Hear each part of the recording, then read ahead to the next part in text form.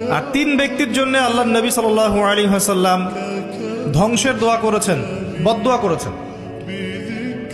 এক নম্বর সেই ব্যক্তি যে রমজান মাসকে পেল, রমজান মাসে আমল করে গুনাহ মাফ করাতে পারলো না। আমরা আল্লাহর কাছে দোয়া করি আল্লাহ পাক আমাদেরকে রমজান পর্যন্ত পৌঁছে দিক এবং রমজান মাসকে সর্বোত্তমভাবে কাজে লাগিয়ে গুনাহগুলো মাফ করানোর তৌফিক আল্লাহ পাক দান করুন। এক নম্বর ব্যক্তি যে রমজান মাসকে পেল, রমজান মাসকে পেয়েও ইবাদত করে তার গুনাহ মাফ করাতে পারলো না। দুই নম্বর ব্যক্তি যার অধীনে পিতা মাতা আছে, যারা বৃদ্ধ, পিতা মাতা দুজনেই আছে অথবা পিতা আছে অথবা মাতা, দুজনের একজন, তাদেরকে পেয়ে তাদের খেদমত করে জান্নাত লাভ করতে পারলো না, এই ব্যক্তির জন্য ধ্বংস। নবীজি বলেছেন আমিন। আর তৃতীয় ব্যক্তি যার সামনে রাসূলুল্লাহ সাল্লাল্লাহু আলাইহি ওয়াসাল্লামের নাম উচ্চারিত হয়েছে,